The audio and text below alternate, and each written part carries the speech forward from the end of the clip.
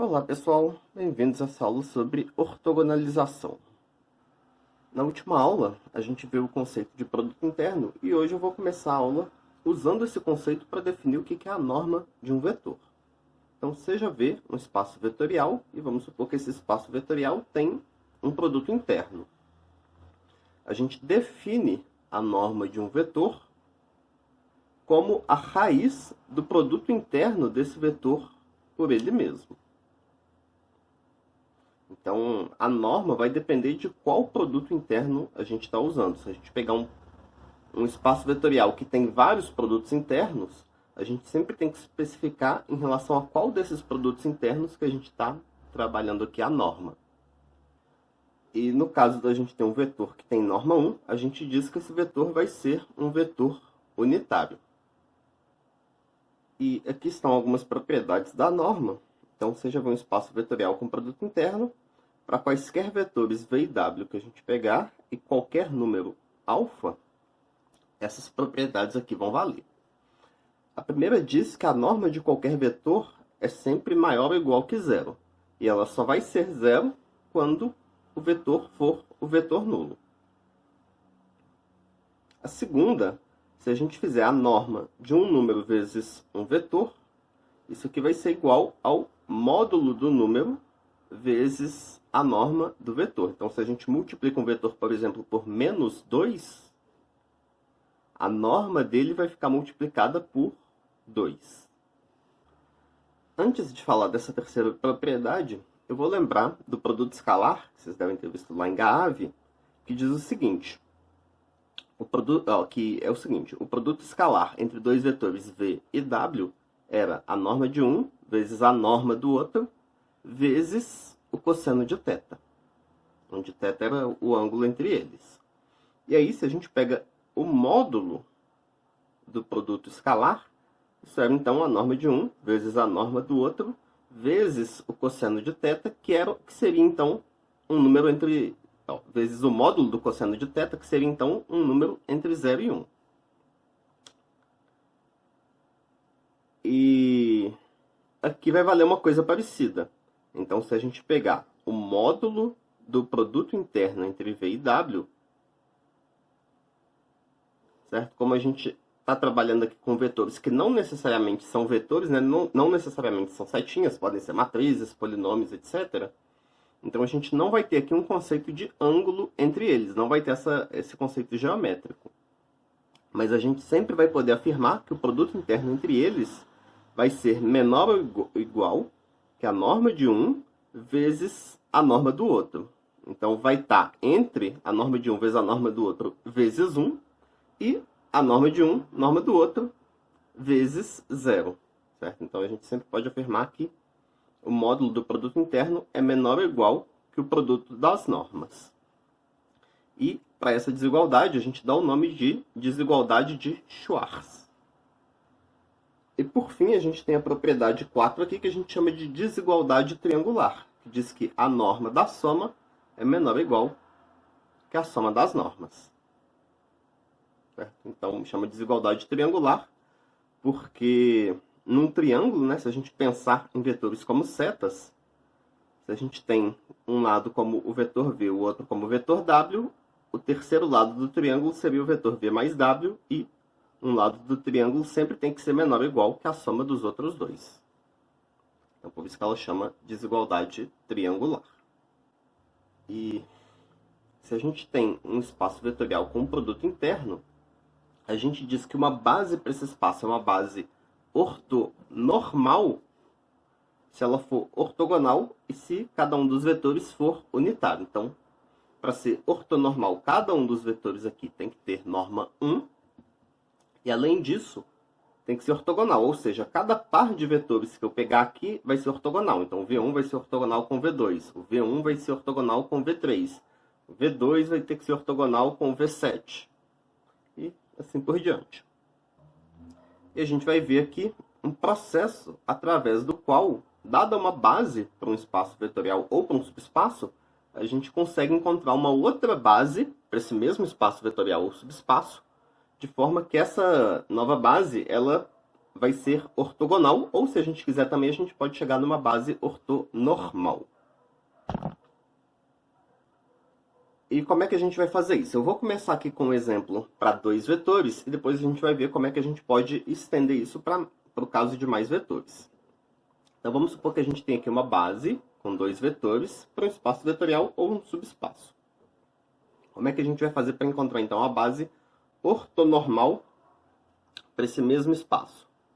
Então o que a gente vai fazer? Eu vou manter um dos vetores, então eu vou pegar aqui um V1', que vai ser o próprio V1, e o outro vetor eu vou substituir ele de forma que eu obtenha um vetor ortogonal ao V1.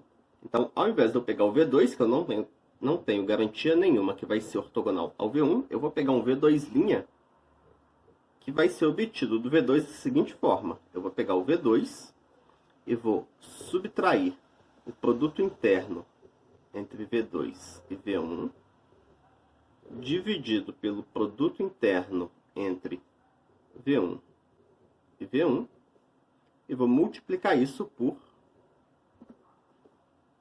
V1. Certo? Então, eu vou pegar o V2 e vou subtrair um múltiplo do V1. Qual múltiplo? Eu vou multiplicar ele por esse número aqui, olha. V2 interno V1, dividido por V1 por V1. E por que isso daqui vai ser ortogonal ao V1?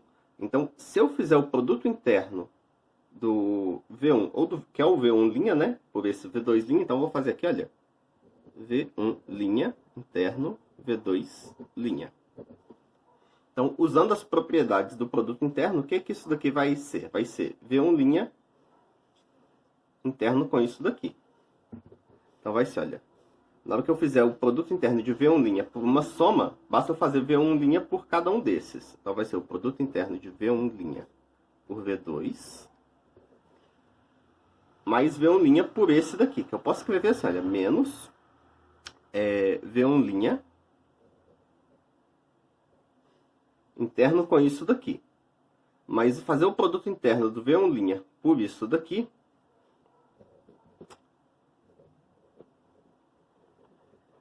como aqui eu tenho esse número vezes o vetor V1, esse número aqui a gente pode jogar para fora, né? Então, isso aqui... Bom, deixa eu copiar esse pedaço aqui. Isso aqui vai ser a mesma coisa que esse número, que eu vou copiar aqui fora, então, vezes... opa, aqui é V2... Vai ser esse número vezes o produto interno que sobra, né? Que é V1' por V1.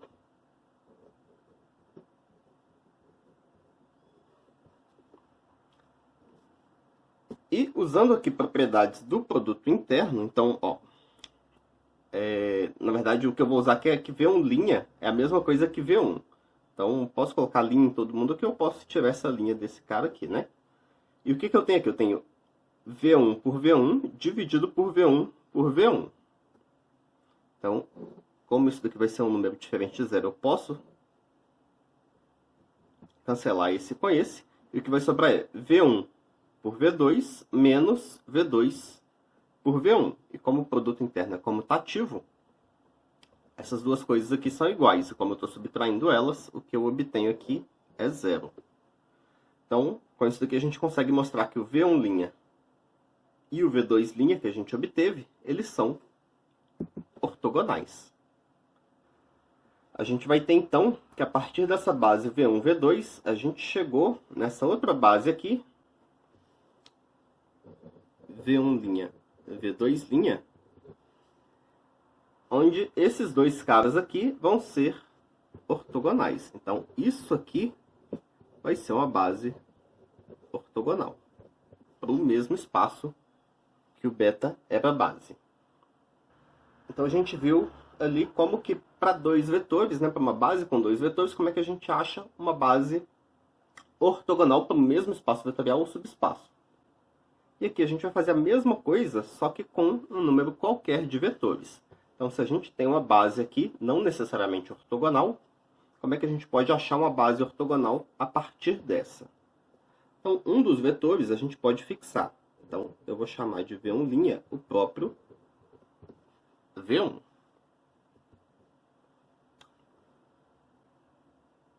E aí, no lugar do V2, a gente vai pegar o V2 menos V2 por V1, né? Produto interno entre V2 e V1, dividido pelo produto interno de V1 e V1, vezes o V1. Então, quando a gente fizer isso daqui, pelo mesmo argumento anterior, esse V2' vai ser ortogonal ao V1'.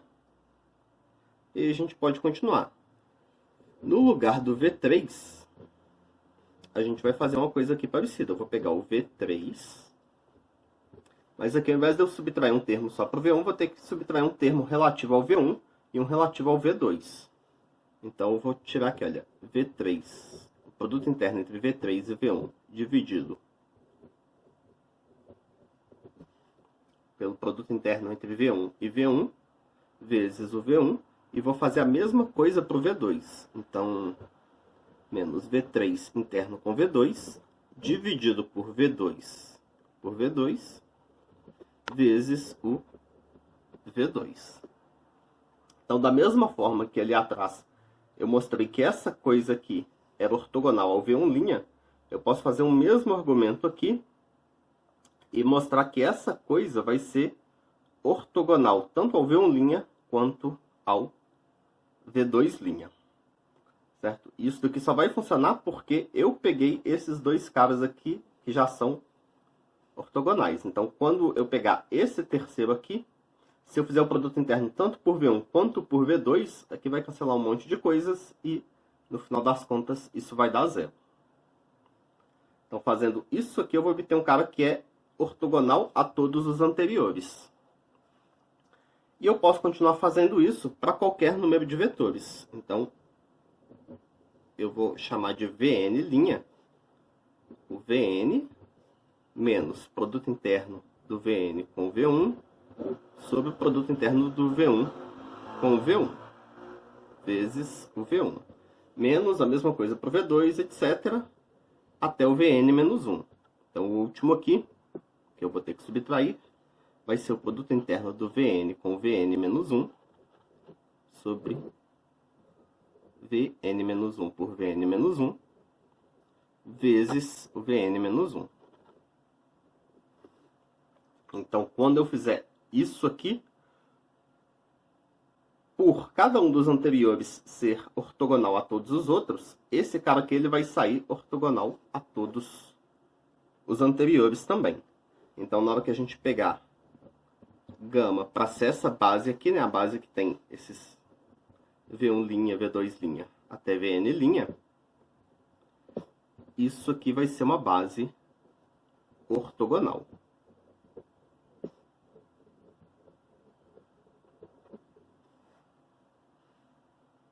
E aí, vamos supor agora que a gente já tem uma base ortogonal para o nosso espaço e a gente quer obter uma base ortonormal, ou seja, uma base que, além de todo mundo ser ortogonal entre si, eles vão ter norma 1.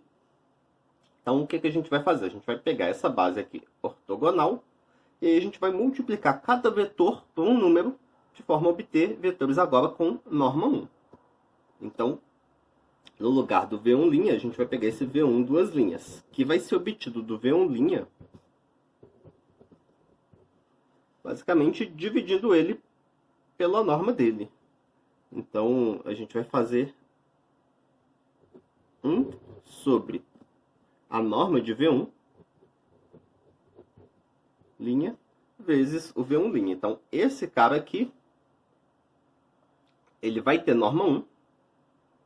E como a gente vai substituir cada um dos vetores por um múltiplo dele, certo? Então, no lugar do V2', no lugar do V2', a gente vai pegar esse V2 duas linhas, que vai ser 1 sobre a norma de V2', V2'.